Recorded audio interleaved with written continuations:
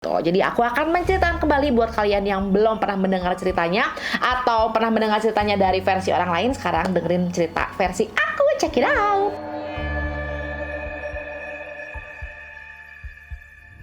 Ya, ketika Furuta sadar, agar Furuta tidak merintih meminta tolong, mereka memperkosa sambil memukul, menendang perutnya, dan membuat Furuta merasa kesakitan. Tidak jarang mereka menyalakan korek api untuk membakar kulitnya Furuta.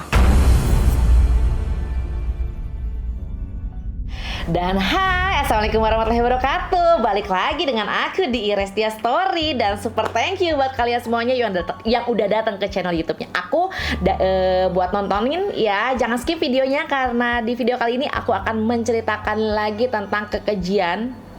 Aduh ya, ini si Naya bikin skripnya yang sekarang itu yang gitu ya, yang menyayat hati ya.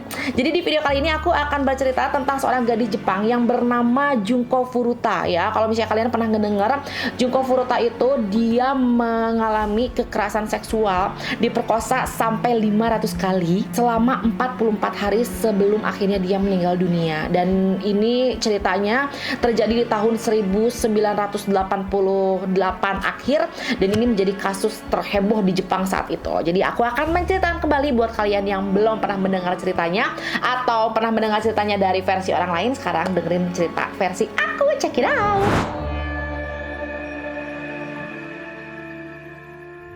Oke, jadi selama 44 hari si Furuta ini bukan cuma diculik dan diperkosa, tapi dia juga mengalami banyak siksaan ya. Siksaannya itu yang benar-benar dihina, dipermalukan, sampai nanti deh bakal aku ceritain kronologisnya. Tapi sebelum kita masuk ke kasus penculikannya, aku akan menceritakan tentang latar belakang si Furuta ini. Oke ya.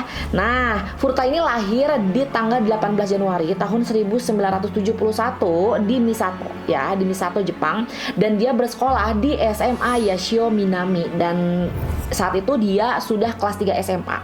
Jadi dia itu punya rencana setelah lulus SMA dia ingin melakukan trip atau perjalanan liburan, baru dia akan bekerja ya. Jadi dia tidak akan melanjutkan kuliah, tapi dia sudah diterima karena saat itu Junko Furuta itu dikenal sebagai gadis yang pintar, bersemangat, banyak temennya, dan cantik. Jadi dia salah satu gadis yang banyak disukai lah ya sama siswa-siswa yang ada di sana. Nah, jadi karena dia ingin melakukan perjalanan trip selepas dia lulus SMA, akhirnya dia di kelas 3 itu sambil belajar dia mengambil kerja paruh waktu di perusahaan plastik sepulang sekolah. Nah, karena dia pintar, jadi sebelum dia lulus, si Furuta ini juga sudah diterima di salah satu perusahaan elektronik. Jadi dia udah dipastikan, kamu kalau udah lulus SMA, kamu sudah bisa bekerja di perusahaan kami. Seperti itulah ya bahasanya kira-kira. Jadi cerita ini dimulai ketika di sekolahnya ada seorang laki-laki yang bernama Hiroshi Miyano ya, katakan dia namanya Miyano. Miyano itu sempat pacaran sama kakak sahabatnya Furuta ya. Sahabatnya Furuta ini namanya Yasushi Watanabe. Yasushi Watanabe ini cowok ya. Jadi si Furuta punya teman cowok namanya Watanabe. Nah, kakaknya perempuannya itu pacaran sama Miyano. Oke. Nah, si Miyano ini dia sebenarnya udah kerja. Dia pengen nikahin kakak temannya Furuta ini, cuman karena gajinya kecil, nah akhirnya dia merasa kesal sama dirinya sendiri gitu ya, dan akhirnya dia terlibatlah sama geng kenakalan remaja. Jadi dia jadi seorang gangster, dan akhirnya dia kenal dengan kelompok Yakuza. Kalian tahu dong, kelompok Yakuza itu adalah kelompok yang paling ditakuti di Jepang karena ibaratnya di atas polisi lah ya. Kalau misalnya kita kenal sama geng Yakuza, itu tuh udah takut duluan karena mereka bisa membunuh seseorang tanpa rasa takut atau tanpa rasa sedih. Pokoknya nggak ada kasihannya sama sekali gitu ya. Nah, akhirnya si Miyano ini karena dia kesel, gajinya kecil, udah kayak gitu, pacarnya juga nggak mau nikah ujung-ujungnya sama dia. Akhirnya dia sering terlibat ke kejahatan ya, mulai dari kejahatan yang kecil hingga kejahatan yang besar seperti perampokan dan pemerkosaan. Nah, akhirnya setelah semakin kesini kan makin gak ada yang mau. Siapa sih yang mau ya kan nikah atau bahkan cuman pacaran sama seorang gangster yang sering melakukan kejahatan gitu. Nah, selepas dia diputusin sama pacarnya itu, si Miyano ini suka sama Furuta karena memang dia sering ketemu sama Furuta ketika berpacaran sama si pacarnya, mantannya itulah ya intinya gitu. Nah, karena karakter Furuta ini kan tadi yang cantik, kemudian dia bersemangat, disenangi sama teman-temannya, pintar juga, siapa sih yang nggak suka sama dia. Dan si Miyano ini akhirnya nembak Furuta. Tapi seperti yang kalian tahu jawabannya ya kan, siapa yang mau sama anak gangster yang hobinya ngerampok, ngerusak properti orang, yang bahkan terkenal suka merkosa anak orang. Ya, jelas lah si Furuta itu nolak, nggak mau lah dia kan value-nya tinggi dan dia nggak akan mau dong punya masa depan yang buruk dengan si Miyano ini. Dan akhirnya Miyano tuh jadi sakit hati. Nah, akhirnya si Miyano menyimpan dendam sama Furuta dan dia ingin membalaskan dendamnya, dan tibalah saat atau hari yang sial buat Furuta. Jadi pada tanggal 25 November 1988 itu Miyano dan Minato, itu Minato tuh salah satu anggota gengnya lah ya, lagi berkeliaran di area Misato. Nah, Miyano, Minato, Misato, nah, dan dia tuh punya tujuan untuk merampok. Dan apa ya kalau misalnya orangnya laki-laki gitu kan, mereka nggak tahu tuh korban yang lewatnya siapa aja yang lewat. Kalau orangnya laki-laki ya dirampok doang, kalau orangnya perempuan biasanya mereka melakukan perampokan dan pemerkosaan. Nah, sialnya saat itu si Furuta itu baru pulang dari pekerjaannya itu, pekerjaan paruh waktunya itu. Dia bersepeda di malam itu lewat di situ. Akhirnya sekitar pukul 8:30 Furuta kelihatan lah sama si Miyano ini. Jangan sampai salah nih aku, ya benar Miyano ya. Jadi si Miyano ngelihat si Furuta naik sepeda dan dia teringat kembali tentang dendamnya sama Furuta ya. Jadi cinta yang bertepuk sebelah tangan gitu. Akhirnya si Miyano itu punya niatan buruk lah sama si Furuta. Jadi dia nyuruh Minato itu pura-pura untuk nyelakain Furuta. Nah, nanti skenarionya Furutanya nanti dijahatin gitu ya. Nanti si Miyano itu akan datang bak pahlawan kesiangan. Nah, akhirnya si Minato datanglah ya mendatangi si Furuta. Dia nendang sepedanya sampai Furuta jatuh terluka, kemudian dia kabur gitu ya. Nah, udah gitu cuk tiba-tiba si Miyano datang ya, dia nolongin Furuta ya. Furuta sebagai anak yang baik dia berterima kasih sama Miyano meskipun dia agak takut-takut, ini kan orang yang pernah aku tolak gitu ya. Nah, akhirnya si Miyano bilang sama Furuta, ini udah malam loh gitu ya, dia pura-pura baik.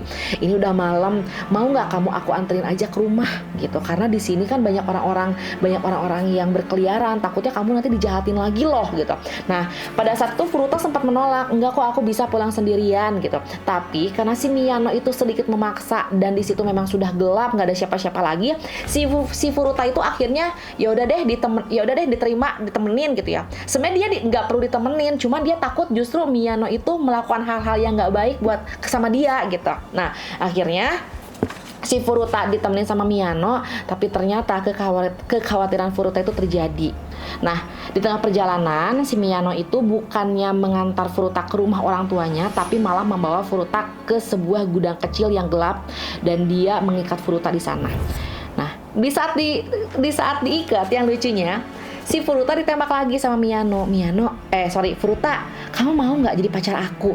Kan gila ya, mana lah gadis kayak gitu mau, ya nggak sih?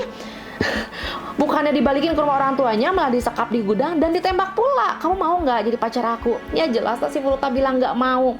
Terus si Miyano dengan pedenya sekali lagi dia meyakinkan, beneran nih kamu nggak mau jadi pacar aku.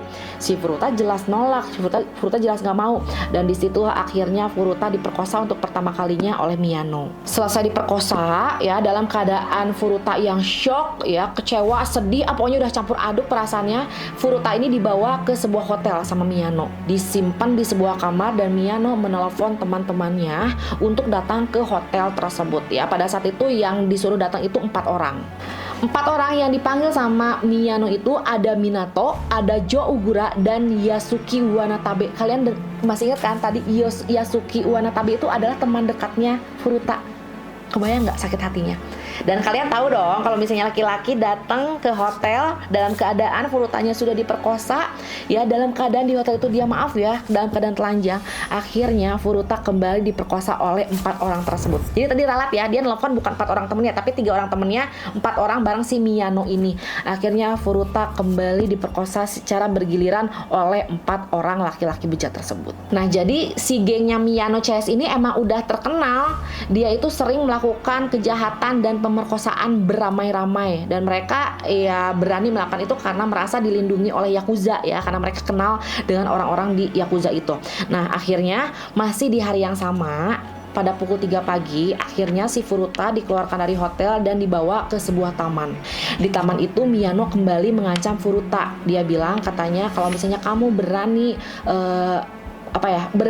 menceritakan kejadian ini kepada keluarga kamu, maka keluarga kamu akan saya bunuh ya. Saya akan minta Yakuza untuk membunuh keluarga kamu karena saya tahu alamat rumah kamu gitu. Nah, kenapa dia bisa bilang kayak gitu? Karena memang ada alamat rumah Furuta di buku pelajaran yang ada di tas sekolahnya. Nah, Furuta takut kan, jadi dia akhirnya nggak berani untuk bercerita macam-macam. Nah, akhirnya setelah Furuta berjanji untuk tidak memberitahu siapapun, dia masih di pagi itu dia dibawa ke rumah Minato ya. Rumah Minato tuh rumah temennya gitu. Furuta dibawa ke rumah orang tuanya Minato, dan rumah itu berada di distrik Ayase di Adachi ya.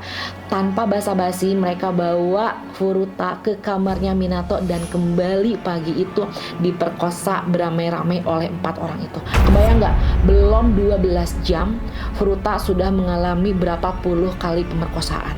Karena Furuta ini nggak pulang-pulang ya, nggak ada kabar. Akhirnya 2 hari kemudian keluarga Furuta menghubungi polisi untuk mencari keberadaan anak yang hilang. Nah, akhirnya polisi mencari, karena memang dari pihak sekolah juga tidak tahu di mana keberadaan Furuta. Akhirnya si 4 anak tengil dan kejam ini nih tahu nih bahwa ternyata polisi itu lagi mencari Furuta di mana-mana. Akhirnya karena mereka takut ketahuan, mereka mengancam Furuta kembali dan menyuruh Furuta menelepon orang tuanya. Dia menyuruh Furuta untuk bilang sama orang tuanya kalau dia dalam keadaan baik-baik saja, lagi ada di rumah temennya untuk menenangkan diri karena dia lagi ada masalah. Bilangnya harus seperti itu. Dia punya gitu, nyuruh Furuta itu seperti itu, dan memaksa orang tuanya untuk bersikap tenang dan mencabut laporannya di kepolisian biar polisinya nggak mencari-cari mereka gitu. Mereka takut ketahuan.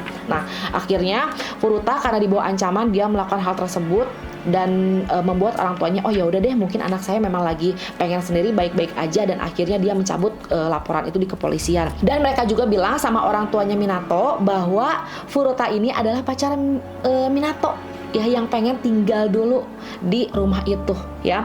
Jadi saat itu orang tua Minato nggak merasa curiga tentang keberadaan Furuta yang ada di rumahnya. Dan besoknya di tanggal 28 November Miyano mengundang lagi nih 2 orang laki-laki ya, namanya Tetsuo Nakumara dan Koichi Ihara untuk datang ke rumah Minato. Dan yes, seperti yang kalian pikirkan, mereka mengundang teman laki-laki mereka untuk kembali bergiliran memperkosa Furuta. Dan selama 44 hari Furuta berada di rumah Minato, itu mereka gantian nelfon semua teman-teman cowoknya untuk datang ke kamarnya mereka dan menjadikan Furuta alat seks mereka. Bayangin dulu aja, itu nggak 1 hari sekali, selama 44 hari itu sudah tidak terhitung berapa ratus kali Furuta diperkosa dan berapa puluh orang yang sudah memperkosanya. Sekarang aku akan mulai menceritakan penyiksaan apa aja yang dialami Furuta di saat dia diperkosa. Jadi awalnya Furuta itu dalam keadaan tidak sadar, dalam keadaan pingsan, ditutup mukanya sama bantal sampai kehabisan nafas agar mereka dapat memperkosa Furuta dengan bebas. Ya, ketika Furuta sadar, agar Furuta tidak merintih meminta tolong, mereka memperkosa sambil memukul, menendang perutnya, dan membuat Furuta merasa kesakitan. Tidak jarang mereka menyalakan korek api untuk membakar kulitnya Furuta. Dan Miyano dan 3 teman yang utamanya itu, dia memaksa Furuta untuk menari telanjang, kemudian juga memaksa Furuta untuk melakukan masturbasi di depan mereka, dan bahkan Furuta ditambah siksaannya dengan tidak memberikan makanan, hanya memberikan minuman aja, dan bahkan Furuta dipaksa untuk meminum air kencingnya sendiri. Tidak jarang Furuta harus tidur setiap malam di balkon luar. Sementara kan tahu kan kalau Jepang itu kan negara 4 musim, di mana bulan November itu sudah masuk musim dingin, sehingga Furuta harus menahan kedinginan dalam kondisi telanjang tidur setiap malam di balkon rumah Minato. Kemudian dalam menjalankan kekejiannya itu, mereka berempat memasukkan berbagai macam benda ke vagina Furuta dan anusnya juga ya. Korek api yang menyala, kemudian juga benda logam yang tajam, botol-botol dia masukin. Bahkan ya, Furuta pun dipaksa untuk menghirup pengencer cat dan merokok beberapa batang sekaligus. Pokoknya ini jenis pemerkosaan yang bukan hanya tentang memuaskan nafsunya mereka aja, tapi mereka akan terpuaskan ketika Furuta mengalami penyiksaan yang sangat pedih. Dan gak jarang yang tadi aku bilang juga, dia sering dibakar, nggak dibakar hidup-hidup ya, tapi dinyalain korek api, dikasih minyak, dibakar, agar Furuta merasakan kepedihan dalam masa-masa penyiksaannya. Dan sampai akhirnya di bulan Desember, itu berarti kan sudah hampir 1 bulan ya. Di bulan Desember akhir, Furuta mengalami malnutrisi yang sangat parah karena dia di akhir-akhirnya itu sudah nggak pernah dikasih makan lagi gitu ya, dan nggak dikasih minum secara layak. Yang tadi aku bilang, dia dipaksa untuk meminum air kencingnya sendiri. Dan kalian kebayang dong, sudah diperkosa ratusan kali, disiksa beratus-ratus kali juga, pastinya badan Furuta itu sudah mengalami luka parah, infeksi nggak disembuhkan, jadinya bernanah. Bahkan katanya di sini, saking dia terinfeksi, dia sampai tidak bisa berjalan ke toilet hanya untuk membuang air kecil ataupun besar. Bahkan Furuta yang sudah merasa tersiksa banget, dia seringkali meminta kepada Minato and the gang, ya udah deh, kamu bunuh aku aja, aku udah nggak sanggup untuk hidup seperti ini. Sepertinya mati menjadi lebih baik dibandingkan dengan hidup tersiksa seperti ini. Nah, kalau misalnya kalian bertanya, lalu kenapa kok keluarganya diem aja? Nggak mungkin dong selama itu keluarganya nggak tahu kalau Furuta itu disiksa secara, masa sih pacar anaknya tinggal di situ berminggu-minggu nggak dikasih makan, nggak keluar dari kamarnya, ngapain aja, nggak diperiksa. Nah, sebenarnya akhirnya keluarga Minato itu udah tahu perlakuan anaknya sama Furuta. Cuman karena keluarganya sendiri pun takut sama Yakuza, karena anaknya sendiri sudah berani mengancam keluarganya, akhirnya keluarga Minato itu tutup mulut daripada dia juga ikut dibunuh sama Yakuzanya. Akhirnya kebayangkan Furuta udah nggak jelas lagi bentuk tubuhnya, pokoknya wajahnya bengkak, udah kayak gitu kan. Kalau misalnya Furuta yang dulu dikenali sebagai anak cantik, ini udah dikenalinya bener-bener yang udah nggak keurus. Kebayang nggak sih pipis di situ gitu ya, bau, sampai akhirnya para laki-laki itu pun sudah tidak ada keinginan seksual lagi sama Furuta. Dan akhirnya mereka bilang daripada ini jadi bangke di sini, akhirnya dia berniat untuk menghabisi nyawa Furuta. Tapi sebelum Furuta dihabisi nyawanya sama and the gang itu, mereka sempat memperkosa seorang wanita berusia 19 tahun di kamar Minato itu. Jadi si cewek ini pun melihat kondisi Furuta ya. Nah, wanita itu pun sama, dia mengalami pemerkosaan secara bergiliran oleh 4 orang itu.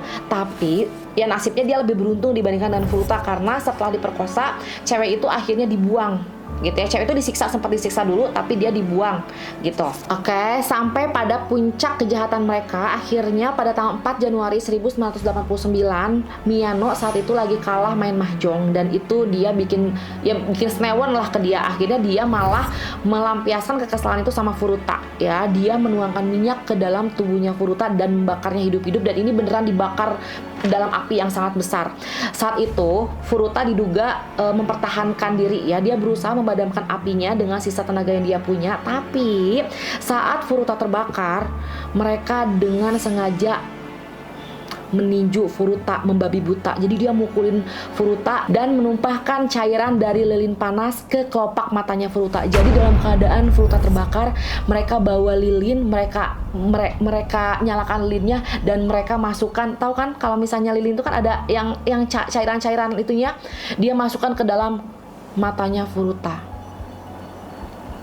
Kemudian Furuta ditendang sampai dia terjatuh, dan akhirnya di situ Furuta kejang-kejang, belum meninggal saat itu ya. Jadi Furuta yang saat itu tubuhnya sudah dilumuri nanah dan darah, itu 4 orang laki-laki bejat itu bukannya dia menghentikan aksi kejinya sama Furuta, tapi dia malah melemparkan bola besi ke perutnya Furuta, sampai akhirnya 2 jam kemudian Furuta sudah tidak bisa bertahan dan akhirnya meninggal dunia lah ya si Furuta itu. Dan menurut aku lebih baik seperti itu daripada tersiksa terus-terusan. Nah, sekarang ketika Furuta sudah meninggal, jadi masalah adalah mereka jadi panik kan, takut ketahuan karena mereka sudah membunuh Furuta. Nah, karena takut ketahuan itulah akhirnya Miyano and the gang akhirnya memutuskan untuk membungkus tubuh Furuta dengan selimut dan memasukkannya ke tas travel.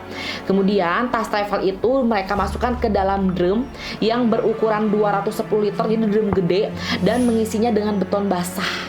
kepikiran ya sampai situ ya, biar orang-orang nggak ada yang tahu. Jadi mayatnya Furuta itu sudah terlapisi sama beton basah, dan sekitar pukul 8 malam di hari itu juga mereka membuang drum tersebut ke dalam truk semen di Koto ya, di Tokyo gitu.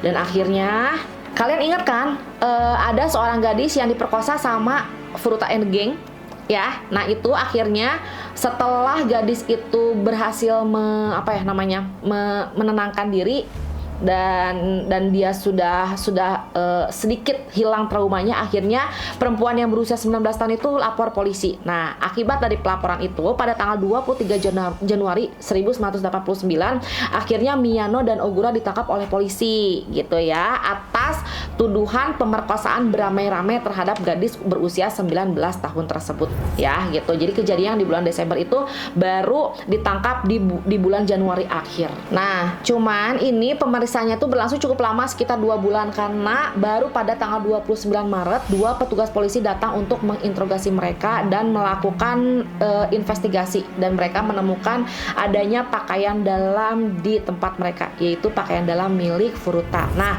ngelihat hal itu akhirnya Miyano berpikir bahwa ini pasti bakal ketahuan nih, secara Furuta memang sudah hilang berbulan-bulan dan pasti orang tuanya pun mencari-cari kan.